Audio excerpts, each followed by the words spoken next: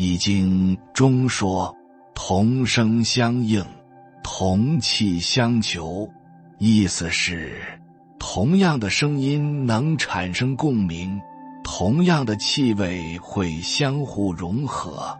人也是一样，那些三观相同、脾气相当、秉性相似的人，总能走到一起。所有的遇见都是内心的感念，一个人身上的磁场决定了他能吸引怎样的人，进入怎样的圈子。品德高尚的人身边总围绕着善良的人，用心险恶的人身边总是围绕着小人。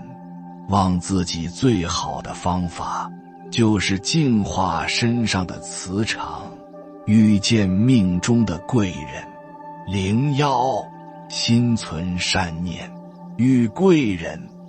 新书有言，爱出者爱返，福往者福来，凡事离不开因果。今天你为别人搭桥，明天别人为你铺路。存善念，行善举，福缘自会慢慢加深，悄然改变命运的轨迹。东汉末年，有一位的少年，名叫孙坚，17岁便已勇猛尚武显名。一次，孙坚和父亲乘船前往钱塘，路上碰到海盗抢劫财物，在岸上分赃，过往的船只，行人纷纷避让，只怕惹怒海盗，受无妄之灾。唯有孙坚不顾父亲劝阻，坚持上岸对抗海盗。他一边靠近盗贼，一边用手指挥，佯装身后有大批人马。海盗见此，以为是官兵赶到，吓得扔下财物，四散奔逃。孙坚乘胜追击，成功砍下一名海盗首级。围观行人震惊之余，纷纷拍手赞叹。当地郡守认为他有极务好善之心，智勇双全之能，于是召他入仕，封为县甲尉。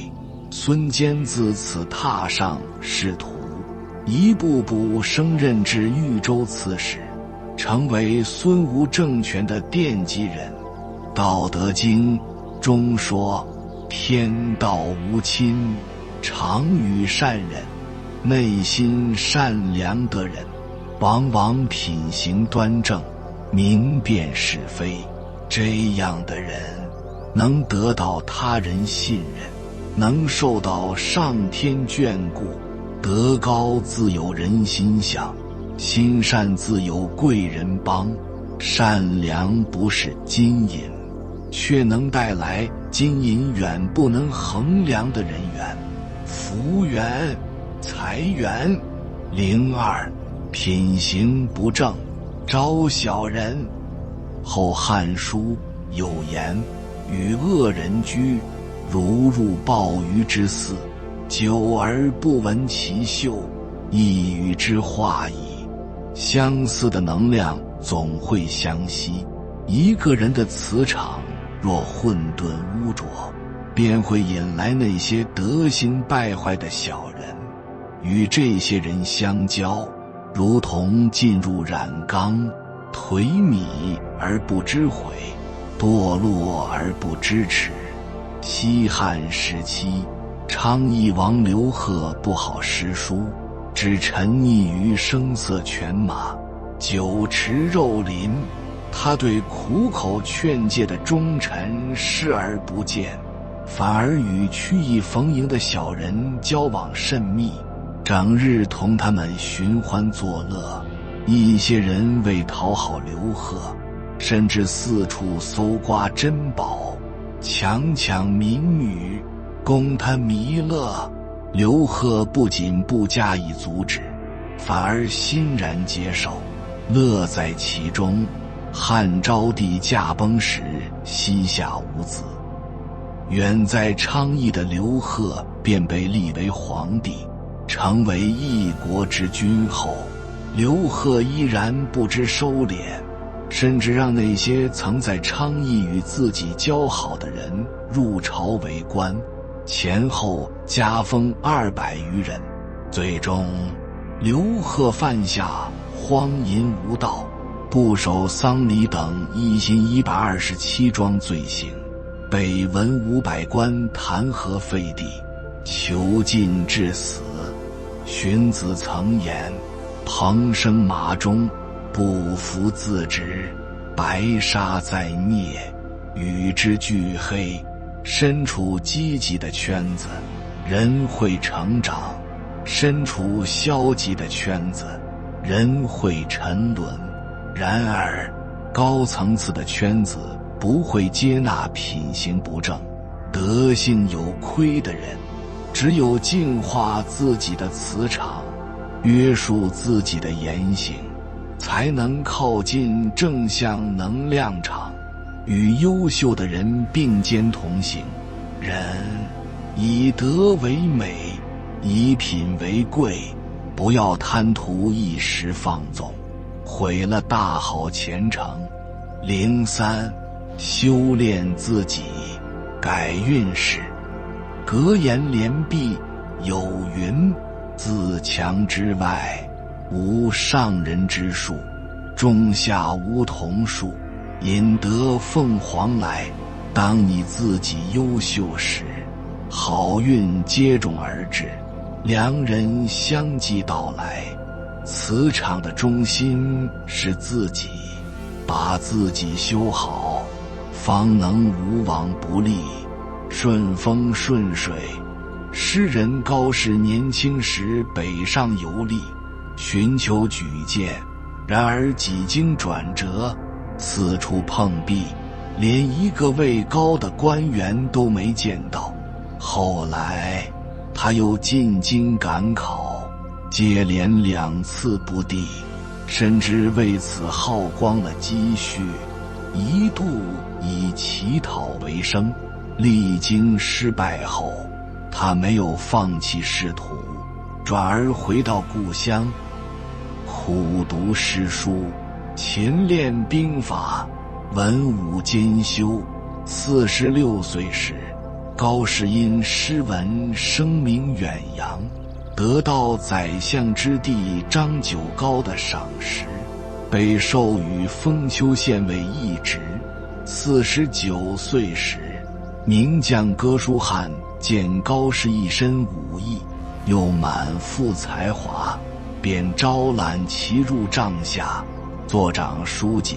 安史之乱后，高适向唐玄宗进谏忠言，对战局分析一针见血。唐玄宗听后大为赞叹。此后高适接连升职，从闲散小官一路做到礼部尚书。俗话说，酒好不怕巷子深，花香自有蝶飞来。当你才华横溢时，机会不会少；当你功成名就后，朋友不会缺。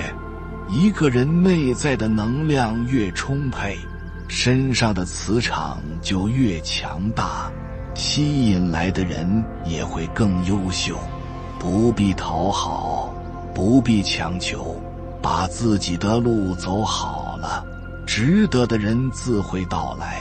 吸引力法则告诉我们，相同频率的东西彼此吸引。你对外界的情绪和态度，最终都会回到自己的身上。就像我们看不见的能量，一直引导着整个宇宙在做规律性的运转一样，吸引力最终使得具有同质的2个人相遇。心存善念的人，散发的是积极向上的力量，吸引身上有同样能量的人。同样的善会回报到自己身上。内心阴暗的人，总是把个人得失放在心上，时时提防，刻刻算计。别人同样算计他，结果身边围绕的都是小人。这个世界上，你所有的遭遇都是自己吸引来的。明白了这个道理，我们就知道，与其再去怨天尤人，不如修炼内心，打磨自己。无论你遇见谁，他都是你生命中应该出现的人，命中注定，绝非偶然。善念就像一粒种子，人活一世，要心存善念，心中有善，就会活得阳光、高尚、纯粹。行一件善事，可能会给自己带来一点转机，一个机遇。多种善念的种子，就会遇见更多的善人，会有更多的善事不请自来。善念是内心的修行，是见微知著，是一花一世界，是一念一菩提。今生所有的遇见都不是偶然，它是念头的力量，是同志的吸引。苏轼有言，人生如逆旅，我亦是行人，人海茫茫，有些人擦肩而过，有些人走着走着就散了，而有些人却走进了心，相知相守。吸引力法则告诉我们，每个人遇到的人和事，都是自己身上的特质吸引而来的。梧桐树种下，金凤凰自来。人生于世，只有做最好的自己，才能遇见心心念念的美好。物以类聚，人以群分。庄子秋水有云，夏虫不可语冰，井蛙不可语海。下生下亡的虫子，无法跟他说清楚冰天雪地。常年住在井里的青蛙，亦很难让他理解大海的广阔无垠。人亦如此，遇什么人，说什么话，真的很重要。有一次，孔子与子贡坐马车出行，不料半道休息时，马儿把路边的庄稼啃得一塌糊涂。农夫很生气，就把马扣下了。子贡前去交涉，一通之乎者也，还赔了不是。可农夫却似乎什么也没听到，还是很生气。子贡急得满头大汗。孔子见状，就让马夫前去说和，结果几句话就搞定了。其实这就是物以类聚，人以群分。以子贡的学问去对话农夫，就像是对牛弹琴，徒增烦扰。而农夫与马夫却是相得益彰。马夫说得很简单，别跟畜生生气呀，他哪懂什么道理？我和他如此熟悉，让他做事都还需要用鞭子抽，更何况他不认识你。一匹马，他哪能判断你的庄稼能不能吃呢？农夫一听，哈哈大笑，就把马放了，还夸孔子是圣人，连手下的马夫都这么会说话。后汉书中说，入芝兰之室，久而不闻其香；入鲍鱼之肆，久而不闻其臭。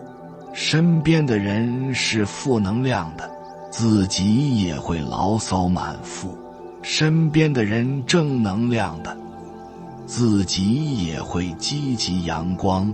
换言之，爱好相近、脾性相投之人，自是容易相互吸引。乐观豁达的人，往往结交积极向上的人；爱耍心计的人，多与居心叵测的人周旋；爱艺术的人，喜欢扎堆美术、音乐、乐器圈；爱运动的人，则与踢足球、打篮球、登山等人来往甚密。道不同，不相为谋。一个人交往的人群，往往反映了他的价值取向。与雄鹰翱翔者，必是俊鸟；与虎豹合谋者，必为野兽。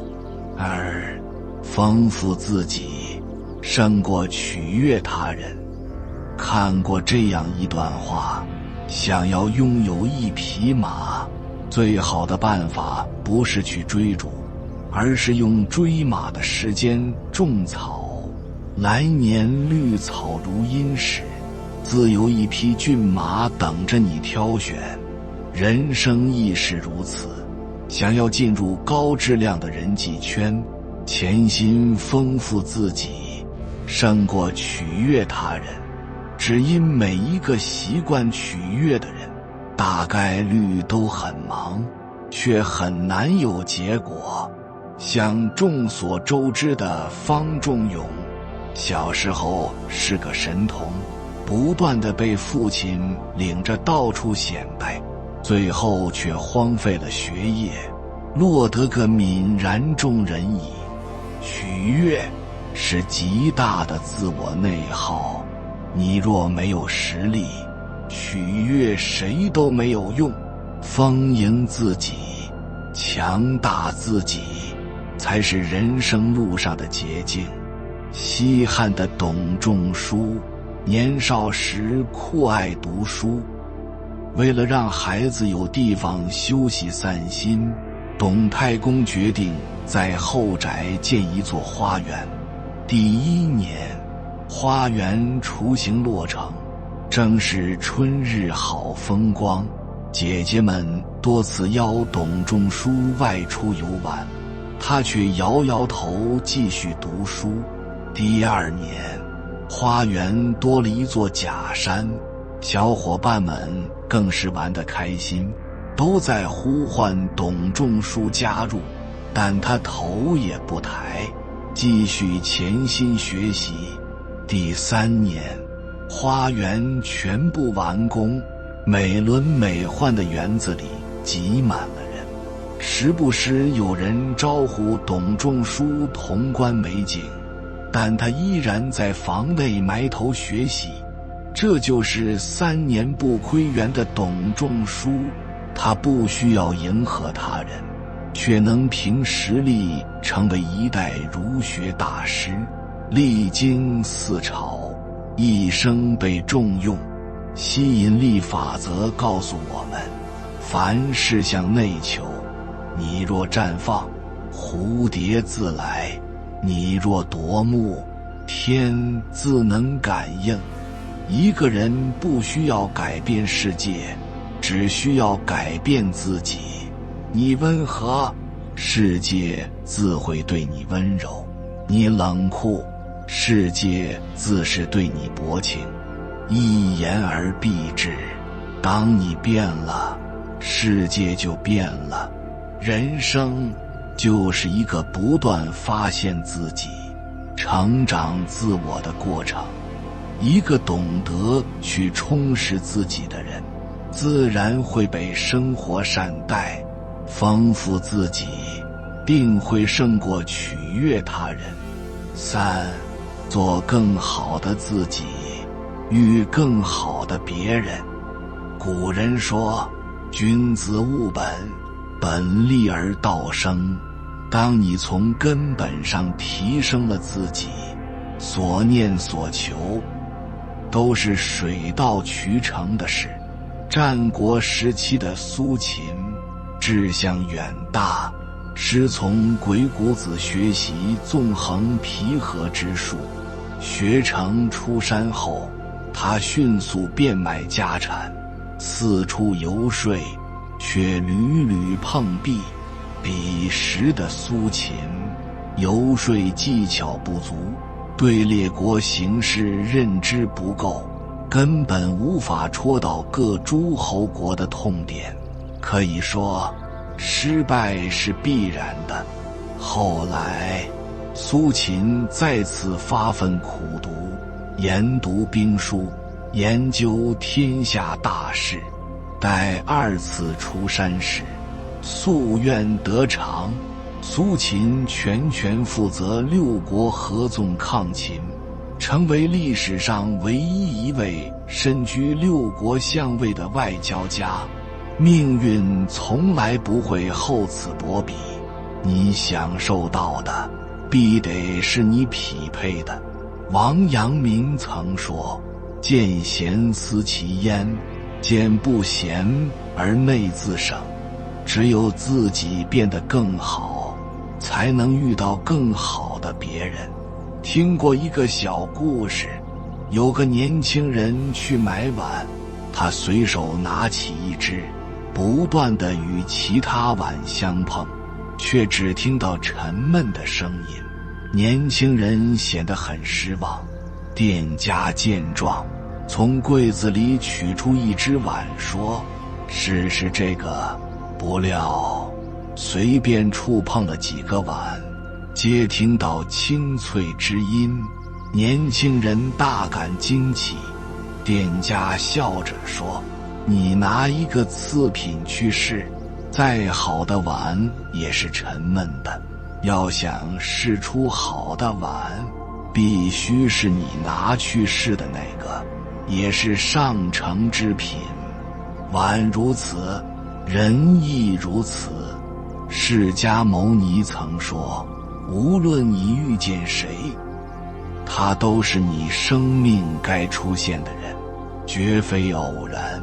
人与人之间的相遇，就像共同托举着光辉的太阳，光照亮了路，热温暖了心，将所有同频的人和事件聚见拢。很多时候，不是没有遇到好的人，而是自己没有成为更好的自己。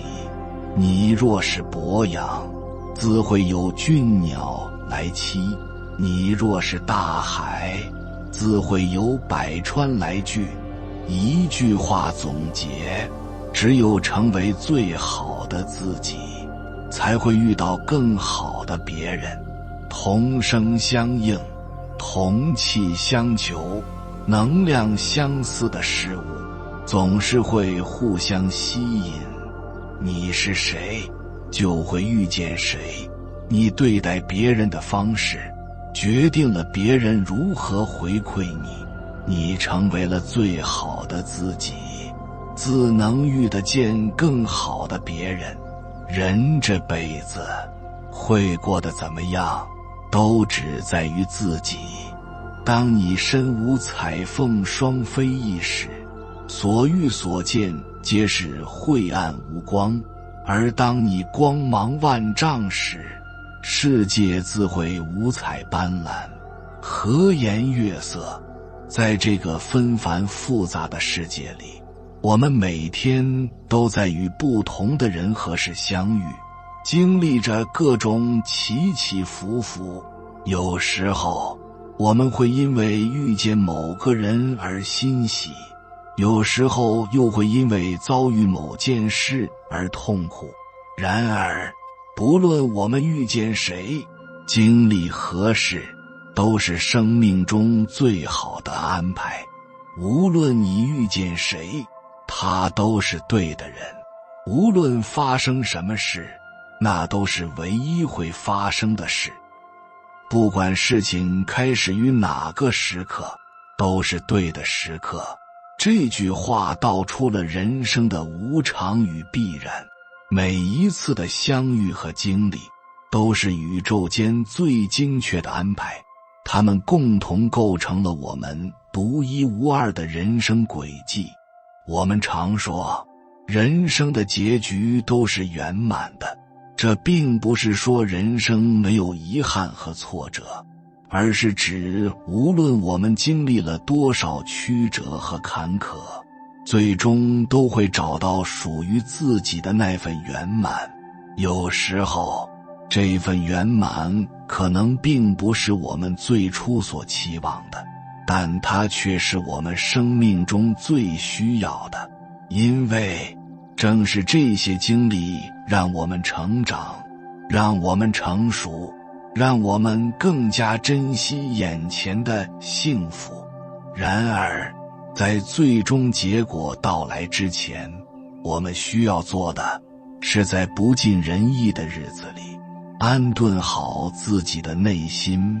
人生总是充满了变数，我们无法预知未来会发生什么，但是我们可以选择如何面对这些变数。当我们学会在困境中保持内心的平静和坚定时，我们就能更好地应对生活中的各种挑战。在这个过程中，我们也需要明白一个道理：所有让我们痛苦的人和事，其实都是来渡我们的。这些伤痛虽然让我们暂时感到痛苦和困惑，但它们却是我们成长的必经之路。只有经历过这些磨难，我们才能更加深刻地理解人生，更加珍视现有的幸福。独处是每个人都需要面对的时刻。周国平先生将独处分成了3种境界：无聊者自厌，寂寞者自怜，孤独者自足。我们应该努力成为那种能在独处中找到真正自己的人，享受孤独带来的宁静与自由，因为热闹之外的才是生活最真实的样子。人生就像一场修行，我们一直在路上，我们经历欣喜和感动，也体味痛苦和悲伤。这些所有的经历其实都是一种人生的升华，它们让我们更加成熟，更加坚强，也让我们更加明白生命的真谛。正所谓，若将岁月开成花，人生何处不芳华。只要我们用心去感受生活中的每一个瞬间，用心去珍惜身边的每一个人和事，我们就能在生活中找到属于自己的那份美好和幸福。所以，无论我们此刻正经历着什么，都请相信，一切发生都是最好的安排。让我们怀着一颗感恩的心，去迎接生命中的每一个挑战和机遇，去创造属于自己的精彩人生。要知道，人与人之间最好的关系是磁场相吸，同频共振。磁场是由一个人的心念通过言行举止散发出来的对外界的影响，不管是善念还是恶念，其实都是一种磁场。所以，影响磁场的第一个因素就是人的起心动念。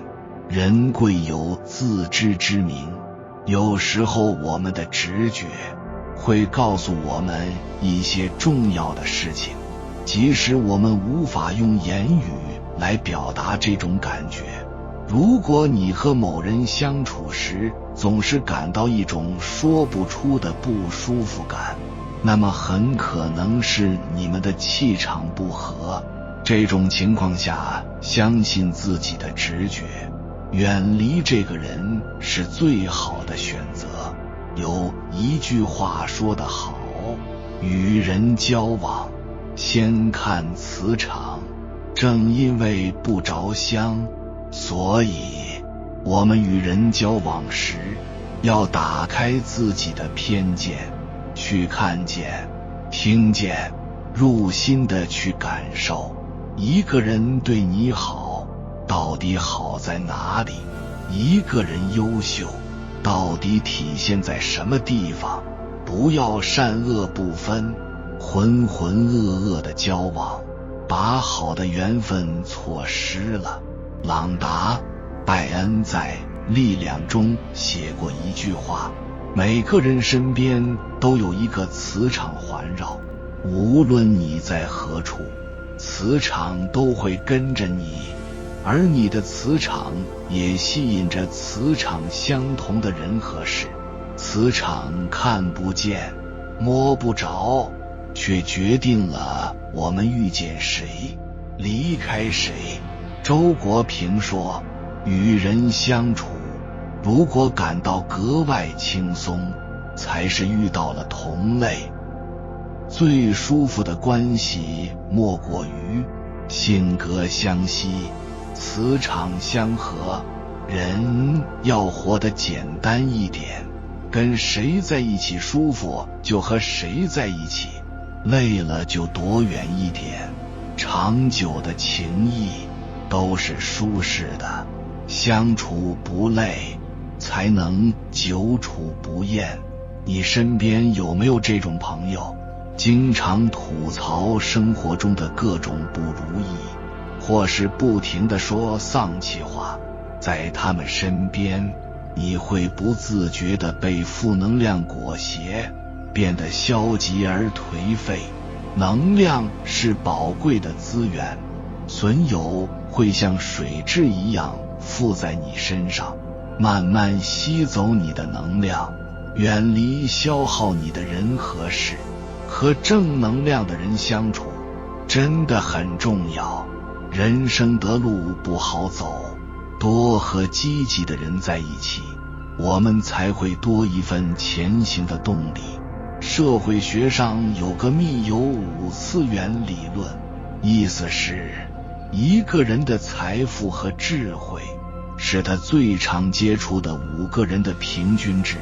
与智者交往能增长智慧，与高人接触能拓展格局，主动向价值磁场强大的人靠拢，我们才能借他人优势，为自身赋能。与高手做朋友，你参不透的玄机，他们能帮你悟透；你解不开的困惑，他们能为你解惑。如何与人建立关系？其实特别简单，就是和气场同频的人在一起。朋友不是靠维系的，是吸引来的。朋友应该懂你的精神世界，在情商、智商或者专业领域上不分伯仲的那种人，才能成为更长久的朋友。人与人之间最好的关系，永远是磁场相吸，同频共振。千万不要和气场不合的人打交道，会损伤你的运气，甚至偷走你的能量。你有没有这样的经历？明明觉得遇到了对的人，却总是感觉心里空落落的。或许这不是你太敏感，而是上天给你的警示。如果你在关系中经常有以下2种感受，不妨停下脚步，好好思考一下，是不是该远离这段关系了。第一，不踏实，总需要猜对方在干什么。第二，不开心，总需要委屈自己迎合对方。真正的感情应该建立在平等和尊重的基础上。如果一个人只会给你带来憋屈和不悦，也许是时候考虑远离他了。与人交往应当是相互给予的，而不是靠一方不断的牺牲和妥协。如果对方无法给你踏实的感受与开怀的源泉，那么这个人就是在汲取你的能量，不如勇敢地说再见，给自己一个重新开始的机会。如果暂时没有遇到合适的人，也没关系，像那朵花一样，养好自己，静待花开。只有先爱好自己，才能遇到真正懂你的人。所以磁场看不见摸不着，却决定了我们遇见谁，离开谁。从玄学的角度来讲，一个人越快乐，越能感知美好的事物，他的磁场频率越高，运气越好。想看一个人可不可以和你同频，就要看他的能量磁场与你是否共振。周国平说，与人相处，如果感到格外轻松，才是遇到了同类。最舒服的关系莫过于性格相吸，磁场相合。首先要好好去提升自己内在的能量场，因为你内在的能量决定你遇见谁。当你的内在非常负能量，就遇见负能量的人；当你内在非常正能量，就会遇见正能量的人。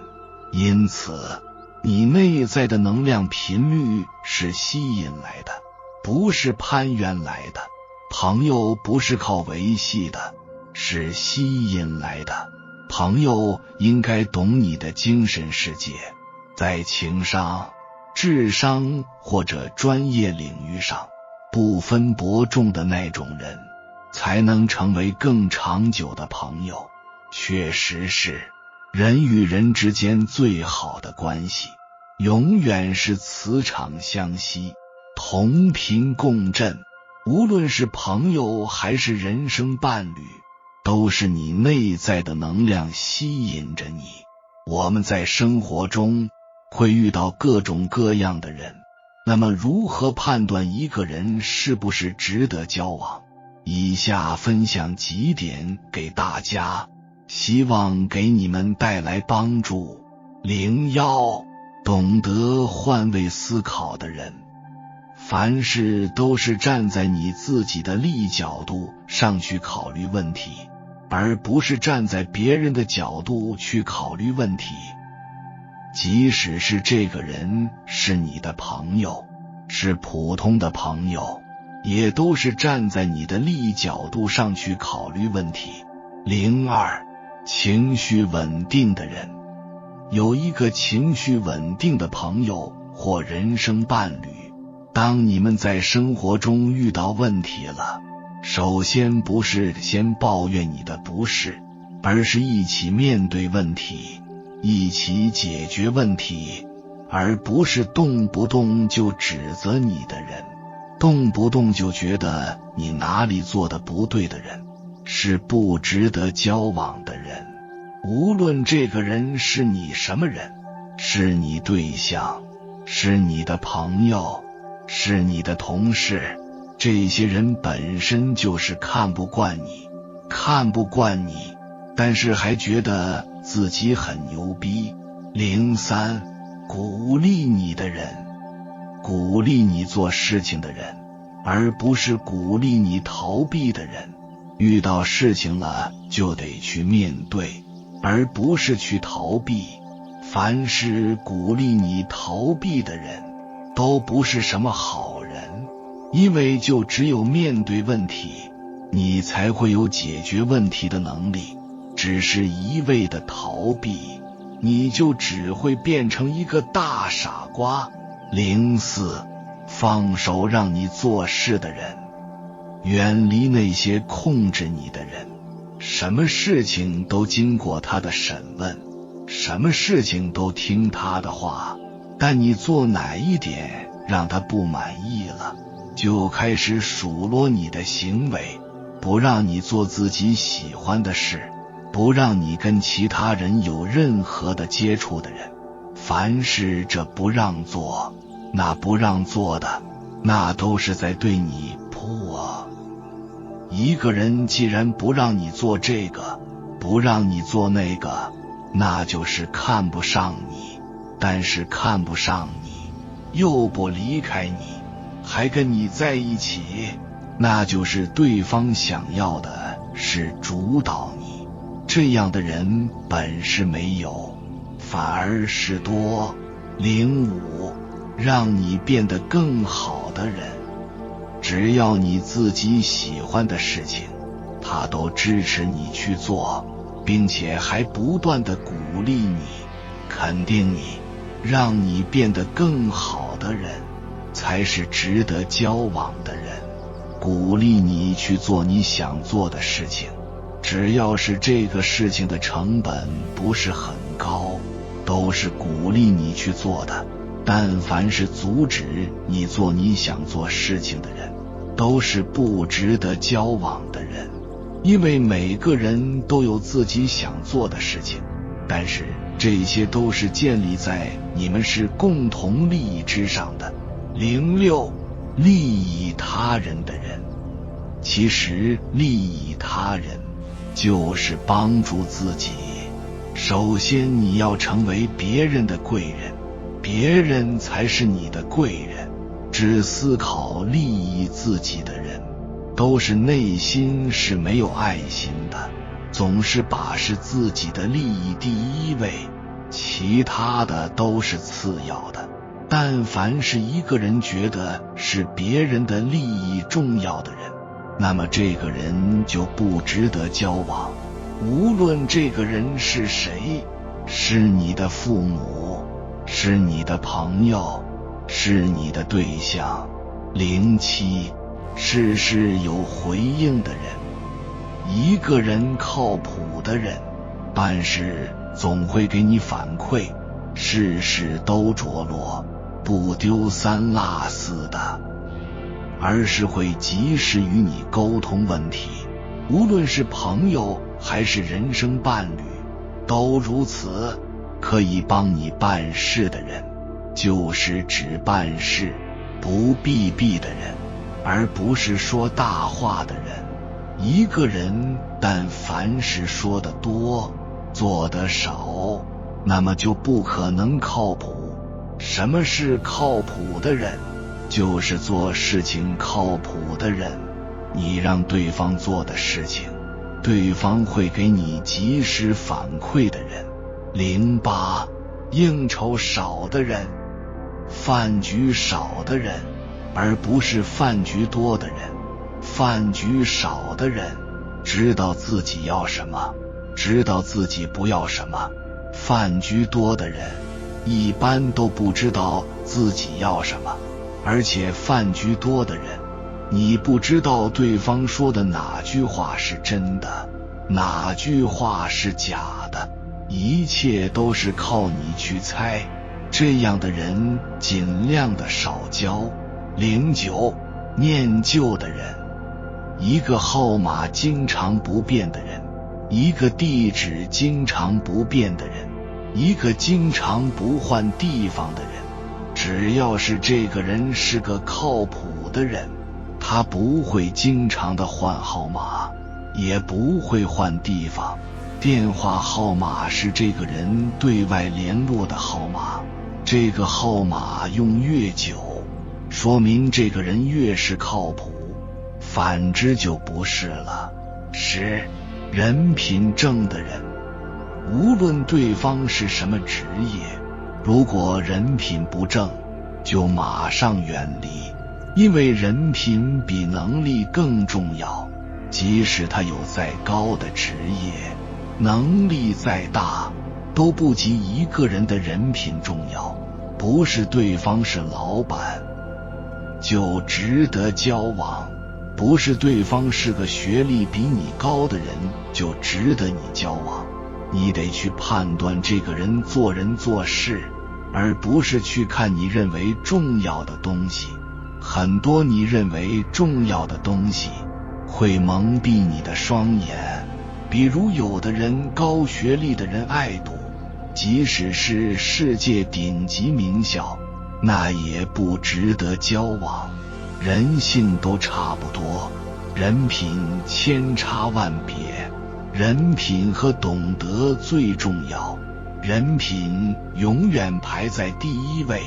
所以看一个人可不可以交往，不是看他多么有钱，不是看他有多大的房子，不是看他有多少车，而是看他做人做事的方式。因为外在的东西只是助缘，内在的东西才是福报。我们一定要相信人品永远大于能力，人品好一切都好，良心在，福气才会常伴左右。一个越智慧的人，越简单越天真，反应越快，心量越大，灵性越强，直觉越准，心越清净。而一个障碍大的人，越复杂，越纠结，越啰嗦，越固执，越执着，越贪心，越刚强难化，又以为是。所以看一个，不要看他的表面有多光彩，要看他内在狼狈的一面，他还是否能保持善念，对人对事是否能平和面对一切。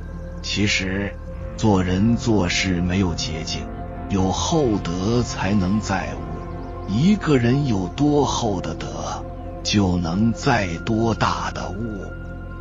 一个人的品质太重要了，在快餐式的时代，只能筛选人的品质，不能说教他人。无论是男人还是女人，凡是身上有强者的气质，并不是天生的，而是靠他自己一步步硬生生闯出来的。因为只有经历暴风雨洗礼的人，才能真正压得住场子，遇到问题才会有气定神闲的底气。那些能在困顿中一步一步靠自己站起来的人，内心比一般人都孤独，因为他的眼界和格局已经被磨练得远超同年龄人，浑身上会散发着稳重成熟的气质和魄力。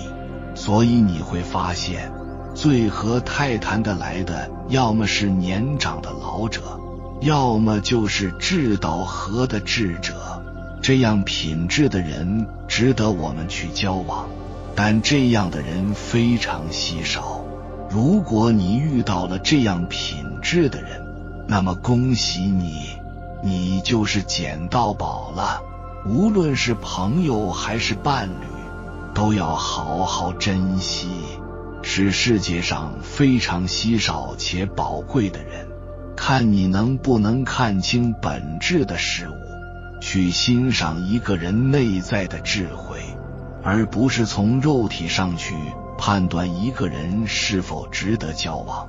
在这个物欲横流的时代，似乎每个人的爱都是有条件的，他们爱你的光环，爱你的样貌，爱你的金钱，爱你的学识，爱你的地位。很少有人去关注爱你的灵魂，去读懂并欣赏一个人灵魂的美，那是透过心灵体验直达本质的过程，是顶级灵魂与灵魂无缝衔接的过程。但人们似乎并不在乎这些，更在乎物质层面所给人带来的享受。真正的灵魂之爱太稀有，太珍贵，似乎成了世间最昂贵的奢侈品。愿你能驱除蒙昧，如拨云见日般找到那个只属于自己的至上真理，再来遇见与你精神上有共鸣的人，一起面对未来，一起成为更好的人。有缘人，感谢你看到最后。如果今天的影片对你有所帮助，请按个赞给我响应，留下一句做最好的自己。愿余生让自己变得更优秀，遇见更优秀的人，一路且行且喜，且喜且安。